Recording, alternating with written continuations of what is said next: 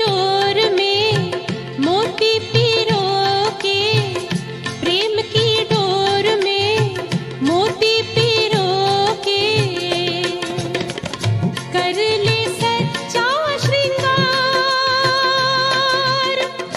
उड़ जा प्यारे वतन में, नीले अंबर के उस पार, नीले अंबर के उस पार। पंछी रे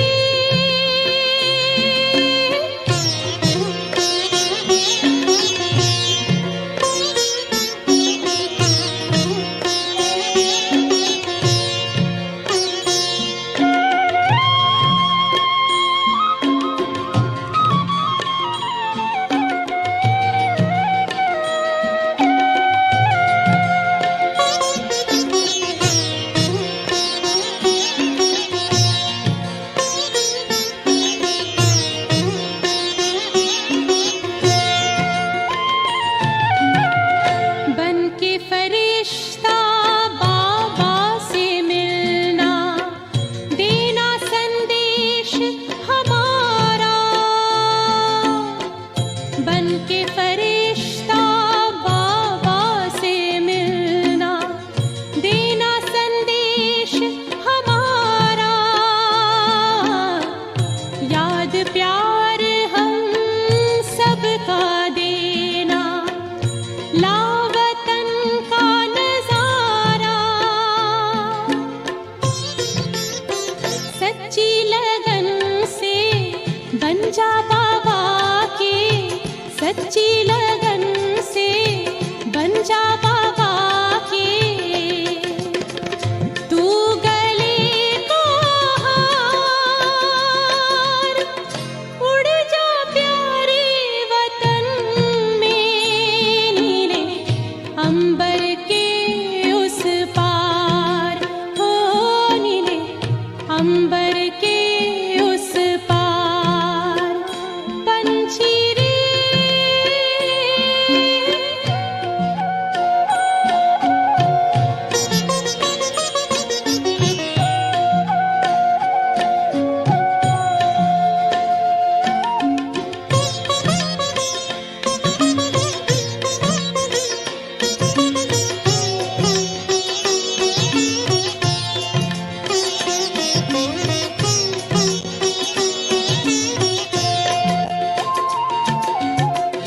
ओ बाबा तुम मात पिता हो, तुम ही हो जग के तारनहार। ओ बाबा तुम मात पिता हो, तुम ही हो जग के तारनहार। दुख हरता तुम सुख करता हो, गुणों के भंडार। हम सब बच्चे गाते हैं तेरी, हम सब बच्चे गाते हैं तेरी महिमा अपरंपार। उड़ जा प्यारे वतन में, नीले अंबर के उस पार, नीले अंबर के उस पार। पंछी रे उड़ जा प्यारे वतन में, नीले अंबर के उस पार, नीले अंबर के उस पार, हो नीले अंबर के उस पार, नीले।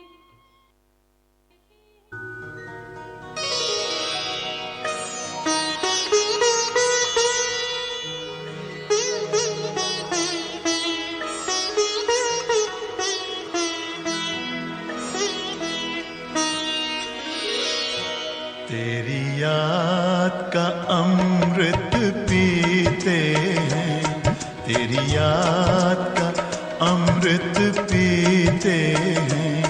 तेरी याद में जीते हैं बाबा, तेरी याद में जीते हैं बाबा, तेरी याद का अमृत पीते हैं, तेरी याद का अमृत पीते हैं। रहे याद सदा ही साथ तेरी, रहे याद सदा ही साथ तेरी। बस और न हम कुछ चाहेंगे, बस और न हम कुछ चाहेंगे, तेरी याद का अमृत पीते हैं, तेरी याद का अमृत पीते हैं।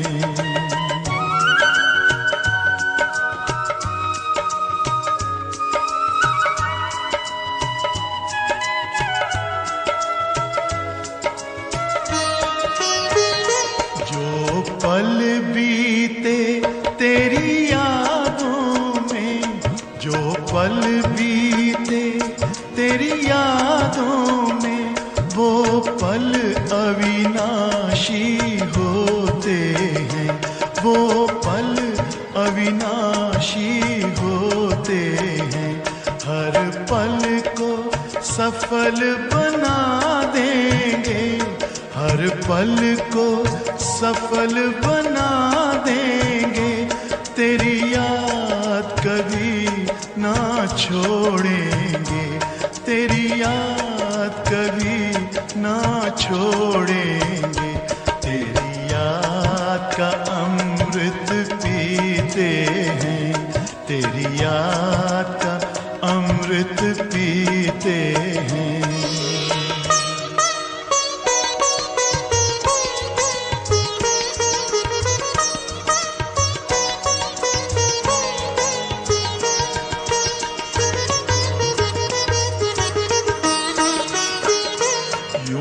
आप रहो संग संग बाबा, यूं ही आप रहो संग संग बाबा, इस दुनिया के सुख पाने क्या, इस दुनिया के सुख पाने क्या, लहराते रहे तेरी यादों में, लहराते रहे तेरी यादों में, उन यादों में खो जाएंगे, उन यादों में खो जाएंगे।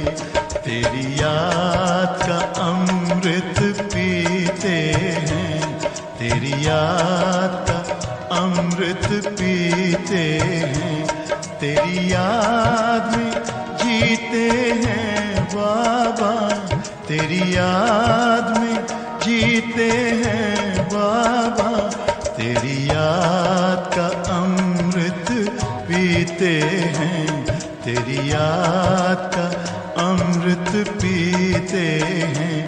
रहे याद सदा ही साथ तेरी, रहे याद सदा ही साथ तेरी। बस और न हम कुछ चाहेंगे, बस और न हम कुछ चाहेंगे, तेरी याद का अमृत पीते हैं, तेरी याद का अमृत पीते हैं, तेरी याद का अमृत पीते हैं, तेरी याद का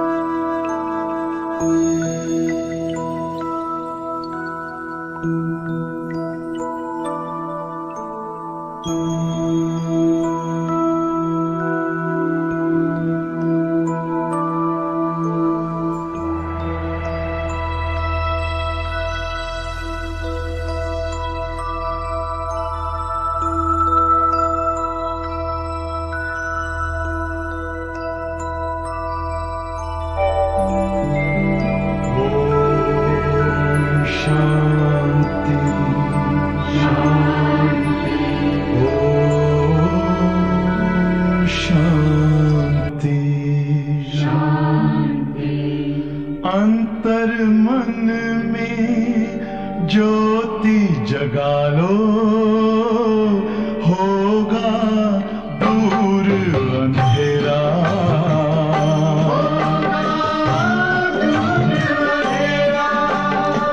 शिव का कर लो ध्यान, आ रहा पावन पुण्य सवेरा।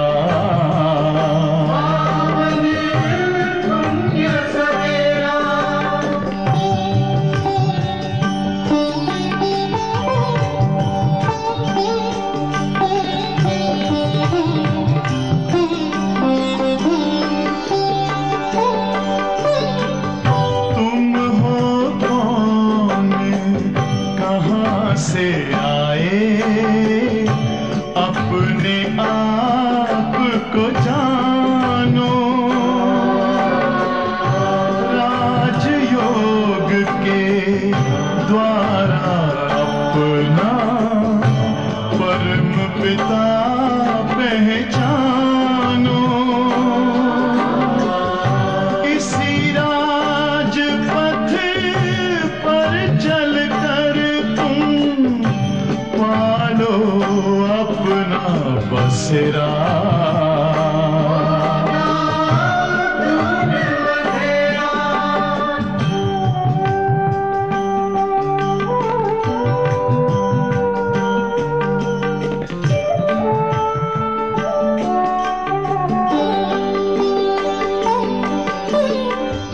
तुम हो आत्मा तन से न्यारे, परमात्मा को प्यारे।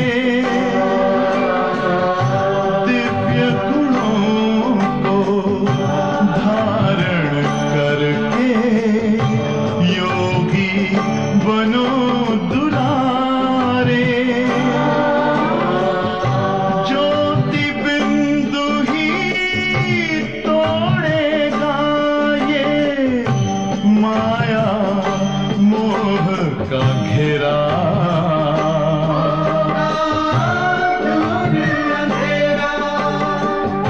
अंतर मन में ज्योति जगा लो, होगा दूर अंधेरा।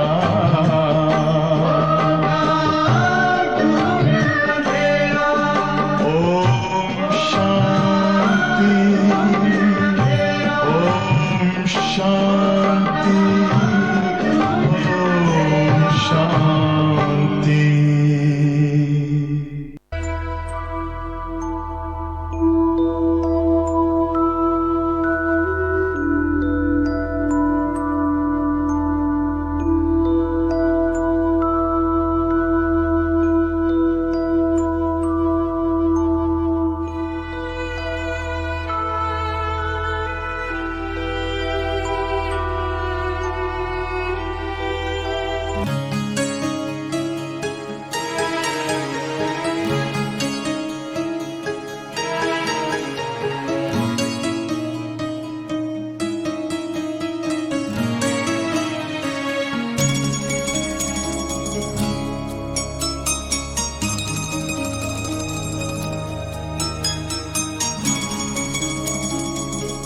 एक मेरा मनमीत जहां, एक मेरा मनमीत जहां,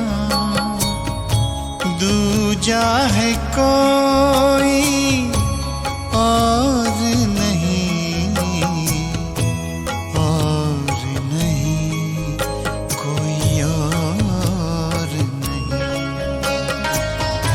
चल रे मना ले चल तू वहाँ, चल रे मना ले चल तू वहाँ, जग का जहाँ कोई शोर नहीं, शोर नहीं, कोई शोर नहीं। एक मेरा मनमीत जहाँ।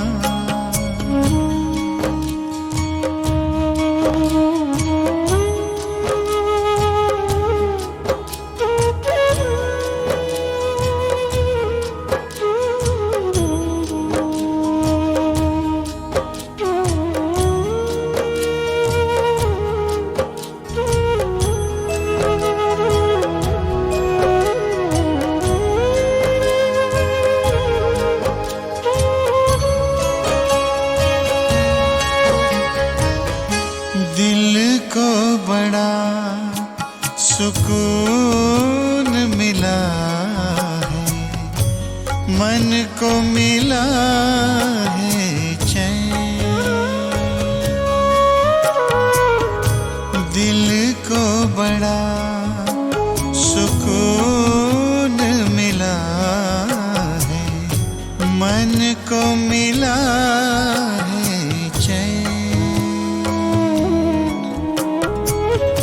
उसने मुझको अपना कहकर प्यार दिया दिन रैन, प्यार दिया दिन रैन। सुख बरसाए दिल को लुभाए, सुख बरसाए दिल को लुभाए, ऐसा कोई चित चोर नहीं, चित चोर नहीं, चित चोर नहीं। एक मेरा मनमीत जहाँ।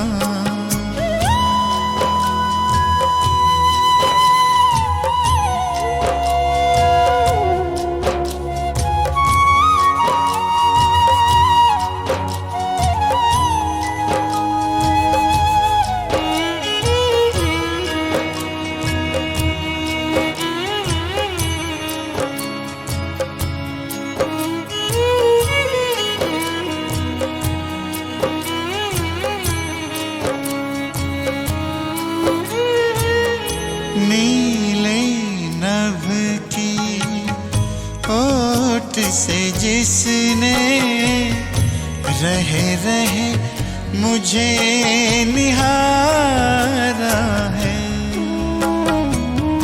नीले नभ की ओट से जिसने रहे रहे मुझे निहारा है।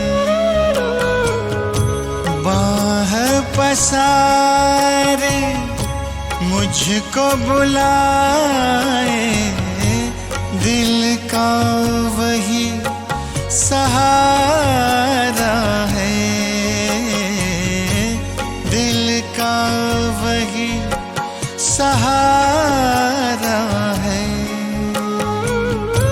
जब से जाना है पहचाना, जब से जाना है पहचाना, कब नाचा मन मोर नहीं, मन मोर नहीं, मन मोर नहीं।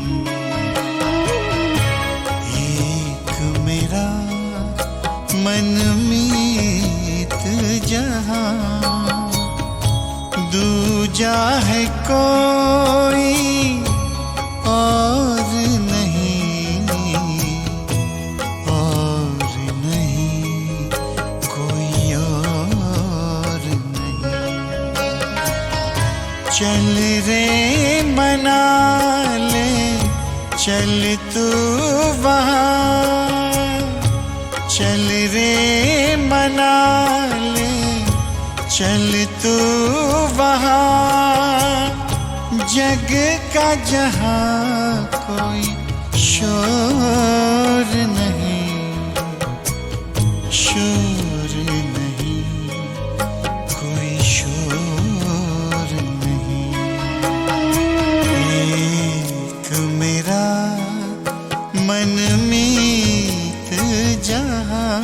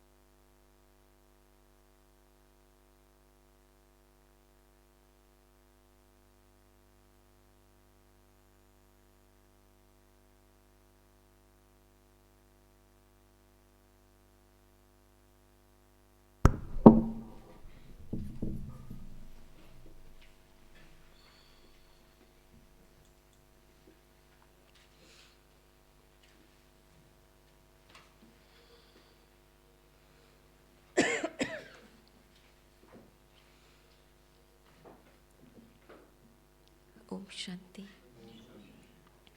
आज 19 जनवरी की बाबा की मुरली है। विशेष बाबा जो मेन पुरुषार्थ बताते हैं, एक बाप को याद करने के लिए सदैव आत्माभिमानी होकर रहो।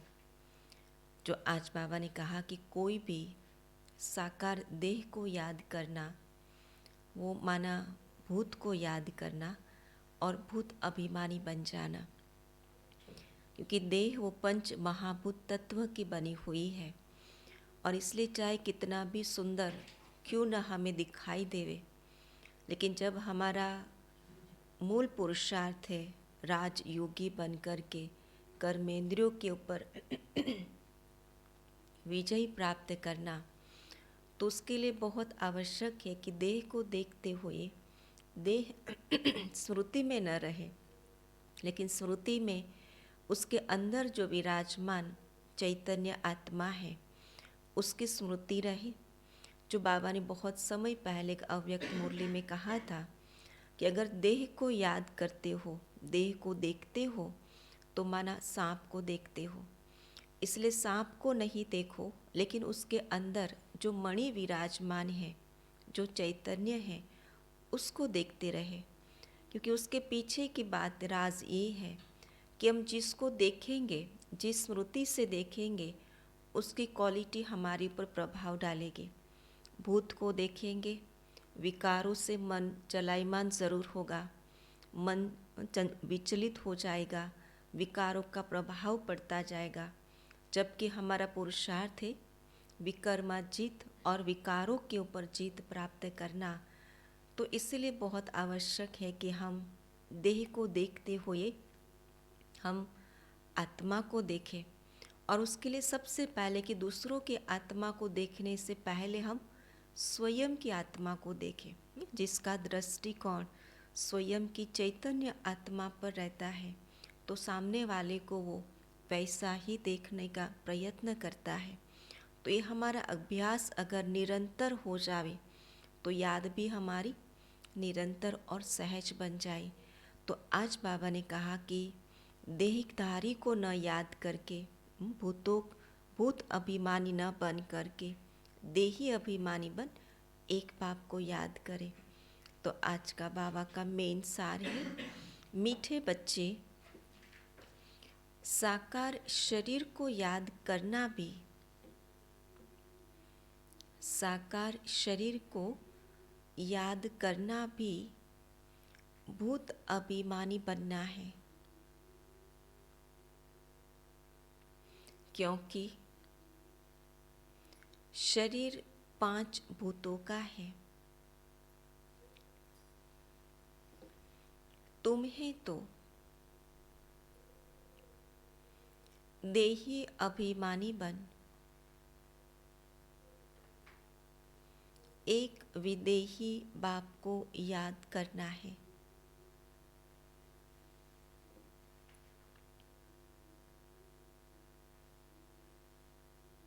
प्रश्न है, सबसे सर्वोत्तम कार्य, सबसे सर्वोत्तम कार्य कौन सा है?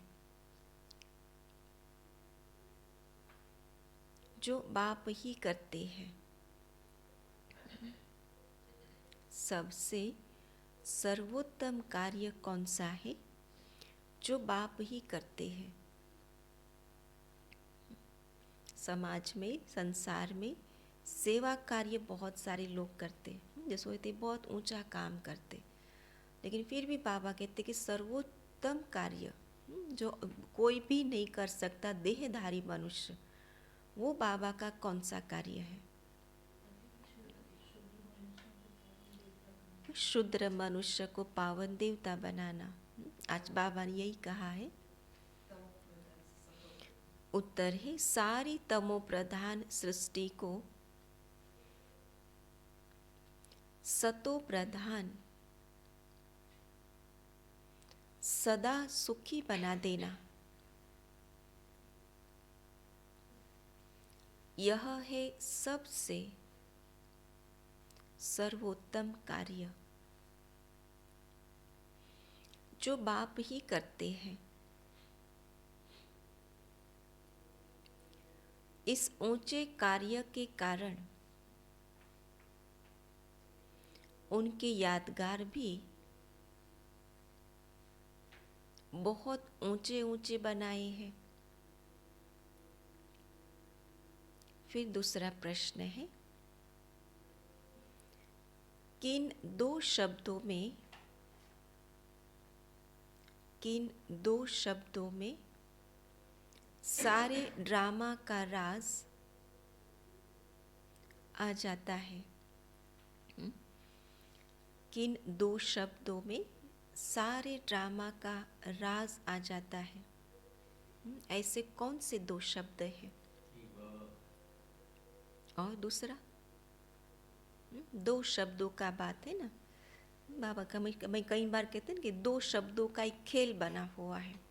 तो ड्रामा में कौन से दो शब्द है जिसमें सारा राज समा जाता है? अल्फ और बे, और आज पावन का पूज्य और पुजारी। जब तुम पूज्य हो तब पुरुषोत्तम हो। आत्मा में उत्तम है, उत्तम पुरुष, आत्मा को पुरुष कहते। तो सर्व आत्माओं में उत्तम सर्वोत्तम। फिर मध्यम कनिष्ठ बनते। माया पूज्य से पुजारी बना देती है। माया पूज्य से पुजारी बना देती है। आज का गीत है, महफिल में जल उठी क्षमा परवाने के लिए। ओम शांति। भगवान बैठ बच्चों को समझाते हैं कि मनुष्य को भगवान नहीं कहा जा सकता। क्या स्पष्ट करते बुद्धि में कि कोई भी देहधारी मनुष्य को भगवान नहीं कहा जा सकता। बाबा कहते यहाँ तक कि ब्रह्मा विष्णु शंकर का भी चित्र है, उनको भगवान नहीं कह सकते। परमपिता परमात्मा का निवास उनसे भी ऊंच है, उनको ही प्रभु ईश्वर भगवान आदि कहते हैं। मनुष्य जब पुकारते हैं तो उन्हों को कोई भी आकार व साकार मूर्ति दिखाई नहीं पड़ती। जब कोई दुख की बात आती है, कोई परिस्थिति में जब भगवान को याद करते तो हे भगवान जब बोलते तो सामने कोई मूर्ति या कोई चित्र नहीं दिखाई देता। इसीलिए किसी भी मनुष्य साकार को भगवान कह देते हैं, क्योंकि स्पष्ट है नहीं ना बुद्धि में। और इसलिए कोई भी साकार जो अपने से उच्च है, जो गुणों से संपन्न है, उसको फिर भगवान समझ करके याद करते। सन्यासियों को भी देखते हैं तो कहते हैं भगवान, परंतु भगवान खुद समझाते हैं कि मनुष्य को भगवान नहीं कहा जा सकता। निराकार भगवान को तो बहुत याद करते हैं जिन्होंने गुरु नहीं किया है। छोटे बच्चे हैं, उनको भी सिखाया जाता है परमात्मा को याद करो, परंतु किस परमात्मा को याद करो? चलो और धर्म में तो एक की याद है कि भाई क्रिश्चियन धर्म में देखो तो क्राइस्ट को याद करो, इस्लाम धर्म में देखो तो कहते अल्लाह जो उसका बीज दिखाया है तो उनको याद करो।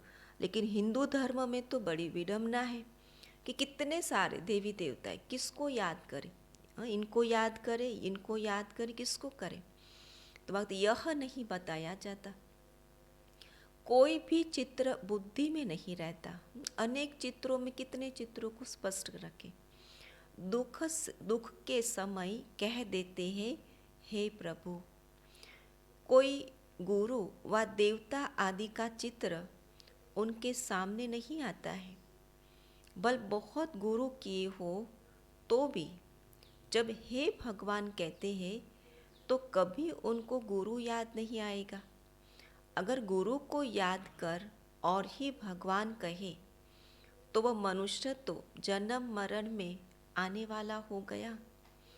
तो यह गोया 5 तत्वों के बने हुए शरीर को याद करते हैं, जिसको भूत कहा जाता है। आत्मा को भूत नहीं कहा जाता। भूत किसको कहा? देह को भूत कहा, जो पंच महाभूत तत्वों का बना हुआ है, जबकि आत्मा कोई तत्व की नहीं बनी है, और इसलिए आत्मा को भूत नहीं कहते। तो वह जैसे भूत पूजा हो गई। स्पष्ट हुआ ना कि जब कोई देहधारी को पूजना माना भूतों की पूजा करना, भूत पूजा हो गई। तो बुद्धि योग शरीर तरफ चला गया। अगर किसी मनुष्य को भगवान समझते तो ऐसे नहीं कि उनमें जो आत्मा है उसको याद करते हैं। नहीं, आत्मा तो दोनों में है। जिसकी पूजा करते उनमें भी आत्मा, और पूजा करने वाली जो निमित्त बनी है वो भी आत्मा। तो याद करने वाले में भी है, तो जिसको याद करते हैं उनमें भी है। तो परमात्मा को तो सर्वव्यापी कह देते, परंतु परमात्मा को पाप आत्मा नहीं कहा जाता। आत्माओं की तो कितनी कैटेगरी बनी, पाप आत्मा, पुण्य आत्मा, महान आत्मा, देवात्मा, और बहुत सारे हो गए। लेकिन परमात्मा ये थोड़ी कहते, परमात्मा माना एक है। तो अगर वो सर्वव्यापी है तो परमात्मा को पापात्मा थोड़ी कहेंगे। वास्तव में परमात्मा नाम जब निकलता है तो बुद्धि निराकार तरफ चली जाती है। निराकार बाप को निराकार आत्मा याद करती है। अगर बुद्धि देह भान में है तो याद किसको करेंगे? स्वाभाविक है कि उनको देहधारी ही याद आएंगे, देह को याद करेंगे। अगर बुद्धि आत्मा भान में है तो किसको याद करेगी? निराकार परमात्मा को, क्योंकि उनका देह के साथ कोई संबंध नहीं है। उनका संबंध तो निराकार परमात्मा से है, तो उसको देही अभिमानी कहेंगे। कितना स्पष्ट करते बाबा। साकार शरीर को जो याद करते हैं वह जैसे भूत अभिमानी है। भूत भूतों को याद करते हैं, क्योंकि अपने को आत्मा समझने बदले 5 भूतों का शरीर समझते हैं। नाम भी शरीर पर पड़ता है। आत्मा पर नाम पड़ा? आत्मा पर नाम नहीं, शरीर पर नाम है। तो आत्मा ने शरीर बदला तो नाम भी बदल गया शरीर का। अपने को भी 5 भूतों का, 5 तत्वों का भूत समझते हैं, और उनको भी शरीर से याद करते हैं। देही अभिमानी तो है नहीं। अपने को निराकार आत्मा समझे तो निराकार परमात्मा को याद करे। ये भक्ति में किसी ने भी ये मार्गदर्शन नहीं दिया, किसी ने शिक्षा नहीं दी, किसी ने गाइड नहीं किया कि आप अपने को पहले आत्मा समझ करके बैठो। ये तो देह है और उसको चलाने वाली आत्मा है, ये किसी ने भी नहीं कहा। तो बाबा कहते परमात्मा को, निराकार को याद कैसे कर सकते? सभी आत्माओं का संबंध पहले पहले परमात्मा से है। आत्मा दुख में परमात्मा को ही याद करती है, उनके साथ संबंध है। वह आत्माओं को सभी दुखों से छुड़ाते हैं। क्यों याद करते? क्योंकि दुखों से छुड़ाने वाला वो एक ही है, और इसलिए किसी भी हालत में वो भगवान को, एक निराकार को ही याद करते। उनको क्षमा भी कहते हैं। कोई बत्ती आदि की तो बात नहीं, वह तो परम पिता परम आत्मा है। क्षमा कहने से मनुष्य फिर ज्योति समझ लेते हैं। यह तो बाप ने खुद समझाया है। मैं परम आत्मा हूँ, उसका नाम शिव है। शिव को रुद्र भी कहते हैं। उस निराकार के ही अनेक नाम हैं, और कोई के इतने नाम नहीं हैं। देवी देवताओं के देखो, धर्मात्माओं के देखो, महात्माओं के देखो, बहुत अनेक नाम नहीं हैं, लेकिन एक ही निराकार परमात्मा के अनेक नाम रखे गए। क्यों रखे गए? कर्तव्य किया ना, कर्तव्यों के आधार से नाम रखे। ब्रह्मा विष्णु शंकर का एक ही नाम है। जो भी देहधारी है उन्हों का एक ही नाम है। एक ईश्वर को ही अनेक नाम दिए हैं। उनकी महिमा अपरम अपार है। मनुष्य का एक नाम फिक्स है। अब तुम मर्जीवा बने हो तो तुम्हारे पर दूसरा नाम रखा गया है। जब यज्ञ की शुरुआत हुई और तब बाबा ने फिर अव्यक्त में संदेश के आधार से फिर अलग अलग नाम दूसरे रखे गए, जो देह भान को भुलाने के लिए, जिससे पुराना सब भूल जाए। तुम परमपिता परमात्मा के आगे जीते जी मरते हो। जीते जी मरते हो माना सारी पुरानी स्मृतियों से हम मर जाते। तो बाबा के जब बनते तो सारी स्मृतियाँ नई आ जाती। नई स्मृति माना सबसे पहली स्मृति कि मैं देह नहीं, मैं आत्मा हूँ।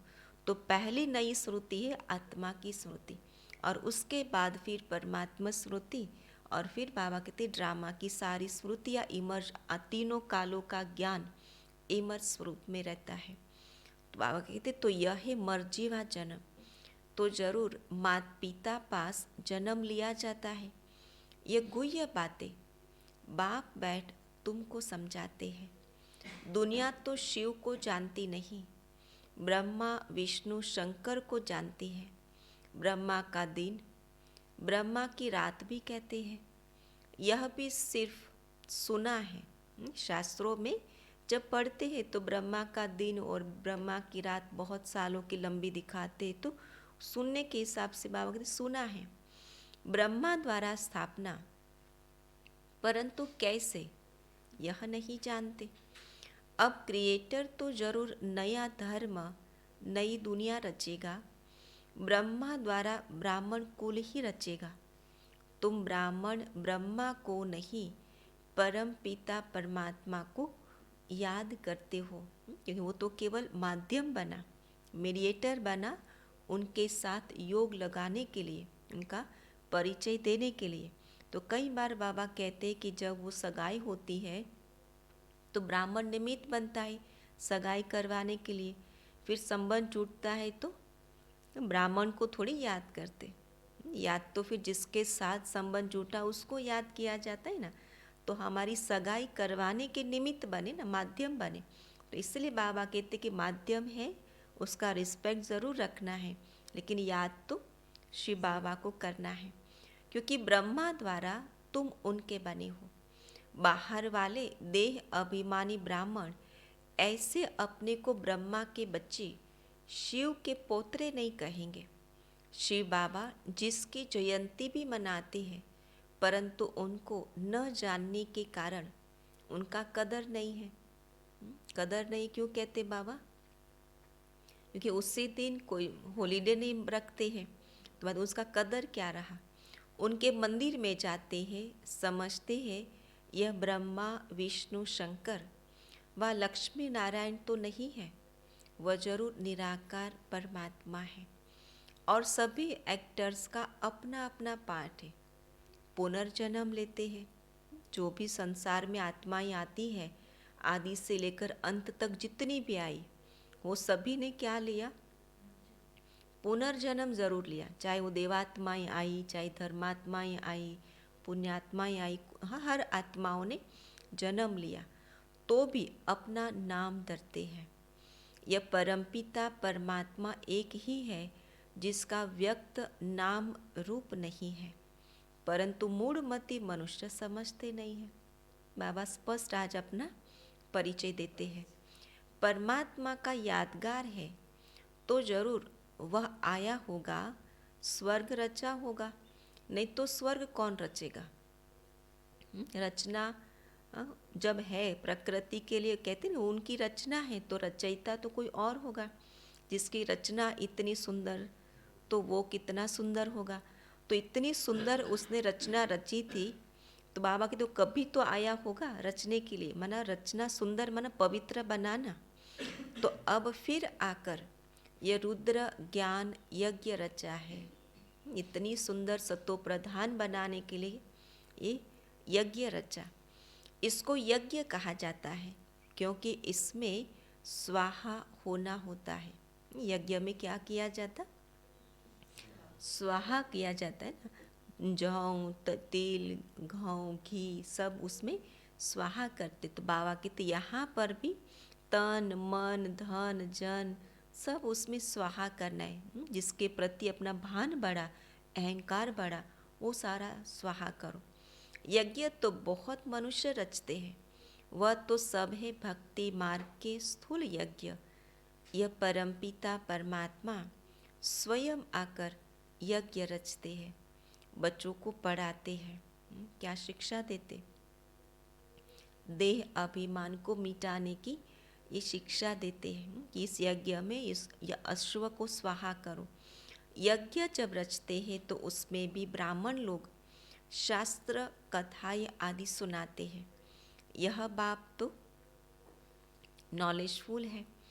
कहते हैं यह गीता भागवत आदि शास्त्र सभी भक्ति मार्ग के हैं। यह मटेरियल यज्ञ भी भक्ति मार्ग के। वहाँ तो सारी स्थूल चीज़ें स्वाहा की जाती, स्थूल रूप में पढ़ा जाता है।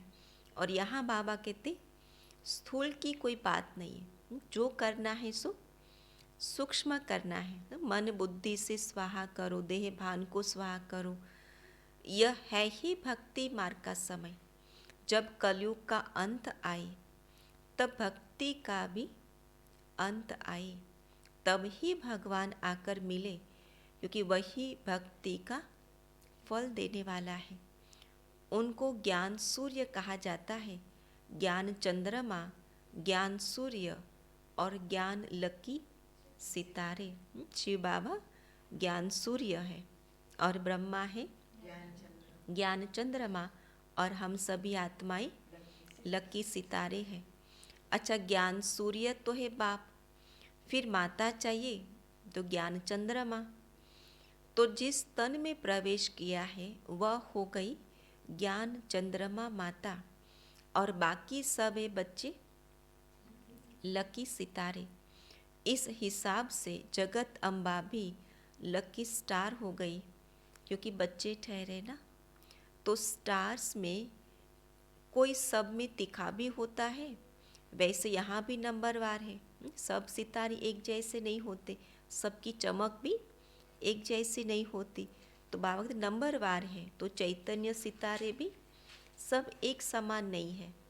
वह स्थूल आकाश के सूर्य चांद और सितारे, और यह है ज्ञान की बात। जैसे वह पानी की नदियाँ और यह है ज्ञान की नदियाँ, जो ज्ञान सागर से निकली है। जब शिव जयंती मनाते हैं, जरूर वह सारे सृष्टि का बाप आते हैं, आकर जरूर स्वर्ग रचते होंगे। तो बाप आते ही है आदि सनातन देवी देवता धर्म की स्थापना करने, जो प्राय लोप हो गया है। माना वो साफ है, कोई नया धर्म वो स्थापन नहीं करता है। जो आदि का ओरिजिनल धर्म था, आदि सनातन देवी देवता धर्म, जो द्वापर से प्राय लोप हो गया, वो धर्म की पुनः स्थापना करते हैं। गवर्नमेंट भी कोई धर्म को नहीं मानती है, कहते हैं हमारा कोई धर्म नहीं। यह ठीक कहते हैं। तो बाप भी कहते हैं भारत का आदि सनातन देवी देवता धर्म प्राय लोप है, धर्म में ताकत नहीं रहती है। सो धर्म में ताकत रहती है। भारतवासी अपने धर्म में थे तो बहुत सुखी थे और शक्ति संपन्न थे। जब वो धर्म भ्रष्ट हो गई तो दुखी बने और कमज़ोर बन गई, विकारों की प्रवेशता हो गई। तो वर्ल्ड ऑलमाइटी अथॉरिटी राज्य था, पुरुषोत्तम राज्य करते थे। जब वर्ल्ड ऑलमाइटी अथॉरिटी का राज्य था तो कौन राज्य करते थे? पुरुषोत्तम आत्माएं, जो पुरुषों में उत्तम सत्वप्रधान आत्माएं थी, वो राज्य करती थी। श्री लक्ष्मी नारायण को ही पुरुषोत्तम कहा जाता है। नंबरवार ऊंच नीच तो होते हैं। सर्वोत्तम पुरुष, उत्तम पुरुष, मध्यम, कनिष्ठ पुरुष तो होते ही है। पहले पहले सभी से सर्वोत्तम पुरुष जो बनते हैं वही फिर मध्यम कनिष्ठ बनते हैं, है ना। जो सबसे पहले एकदम ऊंच टोच पर होते हैं तो सबसे पहले वही नीचे उतरते हैं। तो लक्ष्मी नारायण ही पुरुषोत्तम, सभी पुरुषों में उत्तम, फिर नीचे उतरते हैं। तो देवता से क्षत्रिय, क्षत्रिय से फिर वैश्य, शूद्र, कनिष्ठ बनते हैं। सीता राम को भी पुरुषोत्तम नहीं कहेंगे। सभी राजाओं के राजा सर्वोत्तम सतो प्रधान पुरुषोत्तम है लक्ष्मी नारायण। यह सब बातें तुम्हारी बुद्धि में बैठी है, मन आप स्पष्ट है, चित्र क्लियर है, और इसलिए कहाँ पर भी संकल्प विकल्प नहीं चलता है। वैसे यह सृष्टि का चक्र चलता है।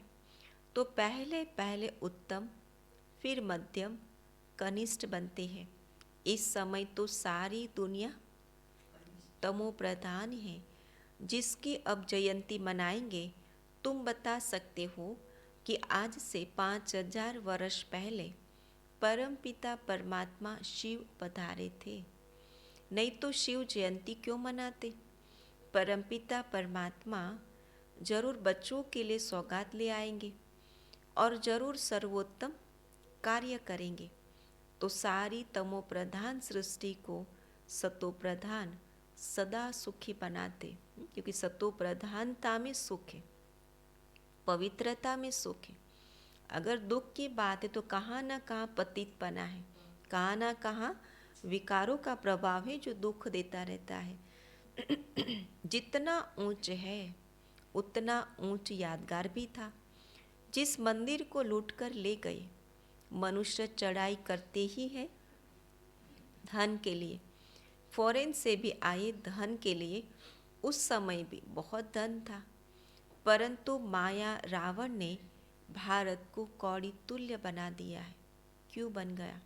द्वापर से जब राजाओं की बुद्धि भ्रष्ट हो गई है ना, तो आप कहते जब वो रास विलास में गए तो सारा धन लूट लिया। तो बाप आकर हीरे तुल्य बनाते हैं। ऐसे शिव बाबा को कोई भी नहीं जानते हैं, कह देते सर्वव्यापी है। यह कहना भी भूल है। नैया पार करने वाला सतगुरु एक है और डुबोने वाले अनेक है। पार ले जाने वाला एक है, तो किसका हाथ पकड़ना चाहिए? एक का हाथ पकड़ेंगे तो अगर निश्चय बुद्धि से एक में गई बुद्धि पकड़ी तो फिर बाबा कहते पार हो जाएंगे। सभी विषय सागर में डूबे हुए हैं, तब तो कहते हैं इस असार संसार विषय सागर से उस पार ले चलो, जिसमें कोई सार नहीं है। इस संसार में अभी कोई सार रहा? कहते कोई सार नहीं है ना। जहाँ क्षीर सागर है, गाया भी जाता है कि विष्णु क्षीर सागर में रहते थे। स्वर्ग को क्षीर सागर कहा जाता है। ऐसा कोई दूध का सागर थोड़ी होता है कि जिसमें विष्णु जी वास करते हो। मतलब वैसे स्थूल ऐसे सागर की बात नहीं है, लेकिन वहाँ उनका स्थान था जहाँ सारे सुख शांति समृद्धि संपन्न राज्य था, जहाँ लक्ष्मी नारायण राज्य करते हैं। बाकी ऐसे नहीं कि विष्णु वहाँ क्षीर सागर में विश्राम करते हैं। वो लोग तो बड़ा तालाब बनाकर उसके बीच में विष्णु को रखते हैं। विष्णु भी लंबा चौड़ा बनाते हैं। इतने बड़े तो लक्ष्मी नारायण होते नहीं, बहुत 6 फीट के होंगे, है ना, उससे लंबी हाइट नहीं होंगी। लेकिन ऊंची हाइट वो ऊंची अवस्था की निशानी, ऊंची स्थिति की निशानी है। पांडवों के भी बड़े बड़े बूत बनाते हैं। रावण का कितना बड़ा बूत बनाते हैं। बड़ा नाम है तो बड़ा चित्र बनाते हैं। बाबा का नाम भल बड़ा है, परंतु उनका चित्र छोटा है। यह तो समझाने लिए इतना बड़ा रूप दे दिया है। बाप कहते हैं मेरा इतना बड़ा रूप नहीं है। जैसे आत्मा छोटी, वैसे ही मैं परमात्मा भी स्टार मिसल हूँ। उसको सुप्रीम सोल कहा जाता है। वह है सबसे ऊंच। उसी में सारा ज्ञान भरा हुआ है। उनकी महिमा गाई हुई है कि मनुष्य सृष्टि का बीज रूप है। गीता में स्पष्ट लिखा है कि परमात्मा जो निराकार बीज रूप है, सारी सृष्टि का बीज है, ज्ञान का सागर है, चैतन्य आत्मा है, परंतु सुनावे तब जब ऑर्गन्स लेवे। जैसे बच्चा भी छोटे ऑर्गन से बात नहीं कर सकता है, बड़ा होता है तो शास्त्र आदि देखने से अगले संस्कारों की स्मृति आ जाती है, तो बाप बैठ बच्चों को समझाते हैं, मैं फिर से 5000 वर्ष बाद तुमको वही राजयोग सिखाने आया हूँ। श्री कृष्ण ने कोई राजयोग नहीं सिखाया है। श्री कृष्ण तो राजयोग का रिजल्ट है कि वो पद पाया, तो राजयोग सिखाने वाला उनसे भी ऊंच कोई शक्ति है, वो है शिव बाबा। उन्होंने तो प्रारब्ध भोगी है। 8 जन्म सूर्यवंशी, 12 जन्म चंद्रवंशी, फिर 63 जन्म वैश्य शूद्रवंशी बने। अभी सबका यह अंतिम जन्म है। यह श्री कृष्ण की आत्मा भी सुनती है। लास्ट जन्म है तो बाबा कहते उसकी आत्मा भी ये राजों का ज्ञान सुनती है, तुम भी सुनते हो। यह है संगम योगी ब्राह्मणों का वर्ण। फिर तुम ब्राह्मण से जाकर देवता बनेंगे। ब्राह्मण धर्म, सूर्यवंशी देवता धर्म और चंद्रवंशी क्षत्रिय धर्म, तीनों का स्थापक एक ही परम पिता परमात्मा है और एक ही समय 3 धर्म की स्थापना करते। तो तीनों का शास्त्र भी एक होना चाहिए, अलग अलग कोई शास्त्र है नहीं। ब्रह्मा इतना बड़ा सभी का बाप है, प्रजापिता, उनका भी कोई शास्त्र है नहीं। एक गीता में ही भगवानुवाच है, बाकी कोई भी शास्त्रों में भगवानुवाच नहीं लिखा है। तो ब्रह्मा भगवानुवाच नहीं है, यह शिव भगवानुवाच, ब्रह्मा द्वारा जिससे शूद्रों को कन्वर्ट कर ब्राह्मण बनाया जाता है। शूद्रों को माना कोई पर्टिकुलर कास्ट की बात नहीं है, लेकिन शूद्रपन की जो संस्कार वाली आत्मा थी उसको फिर ब्राह्मण श्रेष्ठ कर्म करने वाली आत्मा बनाई। तो ब्राह्मण ही देवता और जो नापास होते हैं वह क्षत्रिय बन जाते हैं। 2 कला कम हो जाती है। कितना अच्छी रीति समझाते हैं। ऊंच ते ऊंच है परम पिता परमात्मा, फिर ब्रह्मा विष्णु शंकर उनको भी पुरुषोत्तम नहीं कहेंगे। जो पुरुषोत्तम बनते हैं वही फिर कनिष्ठ भी बनते हैं। मनुष्यों में सर्वोत्तम है लक्ष्मी नारायण, जिसके मंदिर भी है, परंतु उनकी महिमा को कोई जानते नहीं है, सिर्फ पूजा करते रहते हैं। अब तुम पुजारी से पूज्य बन रही हो, माया फिर पुजारी बना देती है। ड्रामा ऐसा बना हुआ है। कैसा? पूज्य से पुजारी और पूज्य से पुजारी से फिर पूज्य। जब नाटक पूरा होता है तभी मुझे आना पड़ता है, फिर वृद्धि होना भी ऑटोमेटिकली बंद हो जाती। आना बंद हो जाएगा ऊपर परम धाम से आत्माओं का, तो फिर जनसंख्या भी फिर तो नहीं बढ़ेगी। फिर तुम बच्चों को आकर अपना अपना पाठ रिपीट करना है। ये परमपिता परमात्मा खुद बैठ समझाते हैं।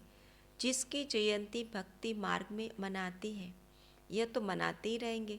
स्वर्ग में तो कोई की भी जयंती नहीं मनाते हैं। श्री कृष्ण, राम आदि की भी जयंती नहीं मनाएंगे, वह तो खुद प्रैक्टिकल में होंगे। यह तो होकर गए हैं तब मनाते हैं, उसकी हाजिरी में कोई जयंती नहीं मना। जयंती तो उनके एब्सेंट में मनाई जाती है। वहाँ वर्ष वर्ष श्री कृष्ण का बर्थडे नहीं मनाएंगे, वहाँ तो सदैव खुशियाँ है ही। एक दिन की खुशी मनाते। ये जहाँ आज के दिन पर अवतरित हुए थे संसार में, उसकी खुशी है, लेकिन फिर तो गायब हो जाती। तो बर्थडे क्या मनाएंगे? बच्चे का नाम तो माता पिता ही रखते होंगे, गुरु तो वहाँ होता नहीं। वास्तव में इन बातों का ज्ञान और योग से कोई कनेक्शन नहीं है।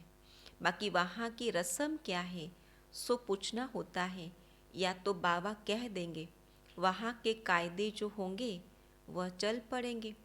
तुमको पूछने की क्या दरकार है। हम पहले योग्य तो बने, लायक तो बने, फिर वहाँ जाकर के जो कायदे होंगे वो तो ऑटोमेटिक चलेंगे। पहले मेहनत कर अपना पद तो प्राप्त कर लो, लायक तो बनो, फिर पूछना। ड्रामा में कोई न कोई कायदा होगा। अच्छा, मीठे मीठे सिके लधे बच्चों प्रति माता पिता बाप दादा का याद प्यार और गुड मॉर्निंग। रूहानी बाप की रूहानी बच्चों को नमस्ते। हम रूहानी बच्चों की रूहानी बाप दादा को याद प्यार गुड मॉर्निंग और नमस्ते। आज की धारणा क्या होगी? किसी साकारी देहधारी को याद नहीं करना है। अगर याद किया तो भूत अभिमानी बन जाएंगे। और बनना क्या है? देही अभिमानी कर बन एक विदेही बाप को याद करना है।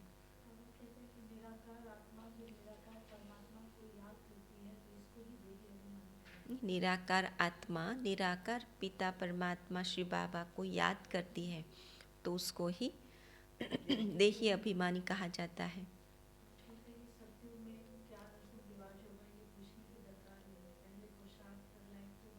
योग्य तो बने हैं, कायदा तो कोई होगा ही, और उस कायदे वहाँ जा कर के जरूर आत्मा को स्वीकार्य होगा। उसमें कोई मेहनत नहीं होगी चलने की।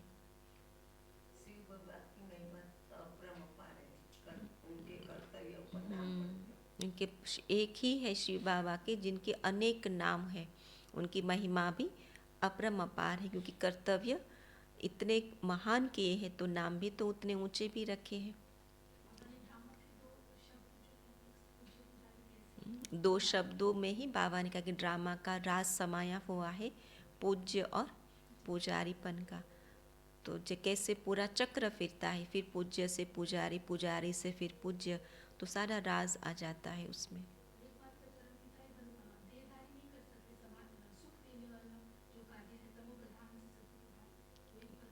एक ही कर सकता है, बाकी कोई भी मनुष्य में ताकत नहीं है कि जो ये आत्मा को सतो प्रधान पुरुषोत्तम बनावे।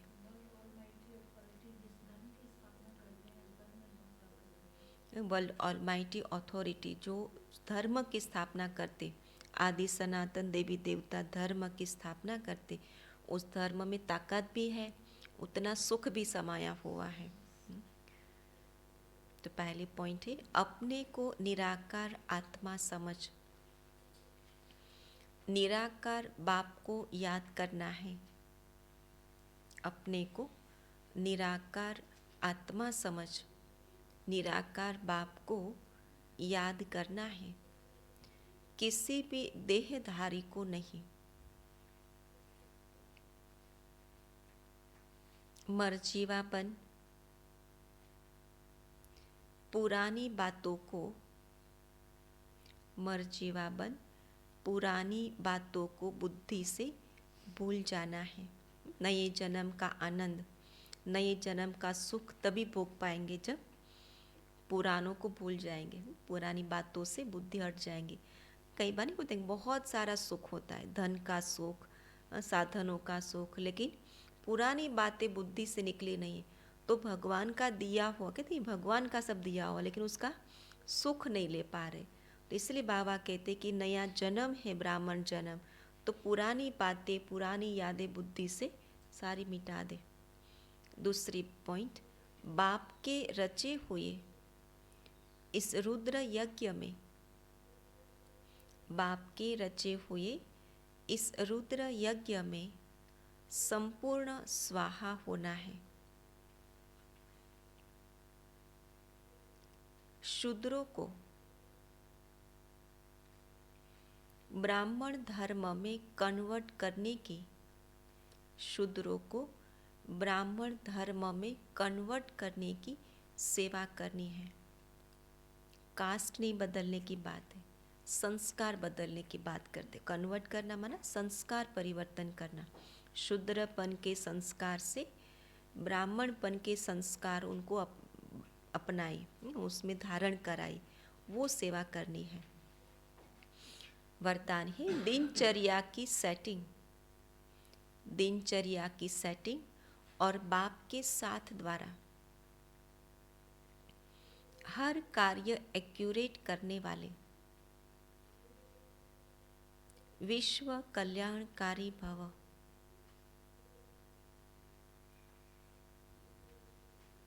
विस्तार है, दुनिया में जो बड़े आदमी होते हैं उनकी दिनचर्या सेट होती है। कोई भी कार्य एक्यूरेट तब होता है जब दिनचर्या की सेटिंग हो। सेटिंग के समय एनर्जी सब बच जाते हैं। एक व्यक्ति 10 कार्य कर सकता है। कितनी ताकत है एक में, कैपेसिटी? एक आदमी में 10 आदमी काम कर सके उतनी कैपेसिटी है। तो आप विश्व कल्याणकारी जिम्मेवार आत्माएं हर कार्य में सफलता प्राप्त करने के लिए दिनचर्या को सेट करो और बाप के साथ सदा कंबाइन होकर रहो। तो कितना काम कर सकेंगे? 10 का काम एक आत्मा कर सकेंगे, लेकिन केवल क्या करना है? अपनी दिनचर्या को सेट करना है और बाप को कंबाइन रखना है। 1000 पूजाओं वाला बाप आपके साथ है, तो एक कार्य के बजाय 1000 कार्य एक्यूरेट कर सकते हो। स्लोगन है, सर्व आत्माओं प्रति शुद्ध संकल्प करना है। सर्व आत्माओं प्रति शुद्ध संकल्प करना ही वरदानी मूर्त बनना है।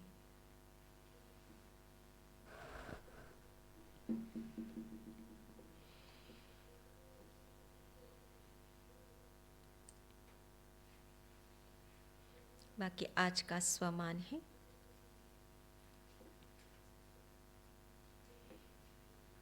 मैं अखंड शांतिमय राज्य की, मैं अखंड शांतिमय राज्य की अधिकारी हूँ। और चिंतन रहेगा, अशांति की परिस्थिति व तूफान को तोहफा कैसे बनाया जा सकता है? क्या हमारे स्वराज्य में अखंड शांति रहती है? ये चिंतन करना है। हमारे स्वराज्य में अखंड शांति रहती है? फिर योग अभ्यास के पॉइंट है, मैं आत्मा अपने स्वधर्म में शांत स्वरूप शांति के सागर की संतान, शांति धाम की निवासी हूँ। हलन चलन में भी अचल अडोल अशांति के बीच शांति की अनुभूति करते हुए शांति सागर की किरणों के नीचे बैठ शांति की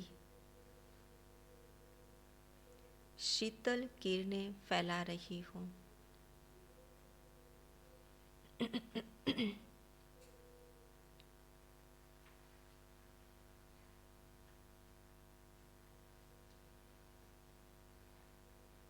ओम शांति।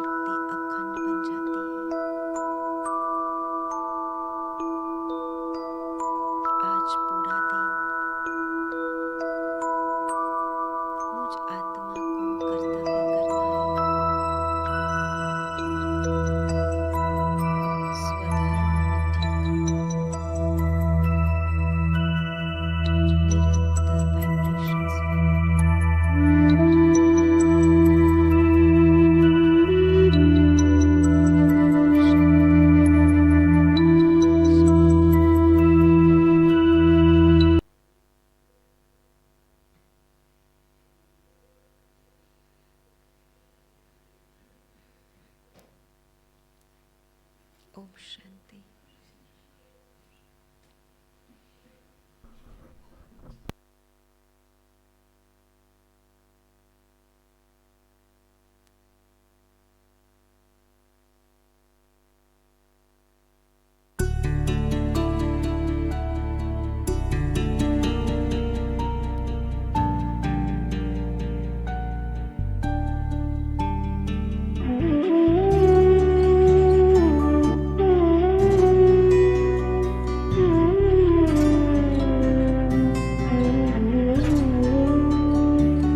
तेरी नगरी में आकर भगवन हो रहा सुखद एहसास। तेरी नगरी में आकर भगवन हो रहा सुखद एहसास। बस तू है मेरे पास यहाँ और मैं हूँ तेरे पास। तेरी नगरी में आकर भगवन हो रहा सुखद एहसास। तेरी नगरी में आकर भगवन हो रहा सुखद एहसास।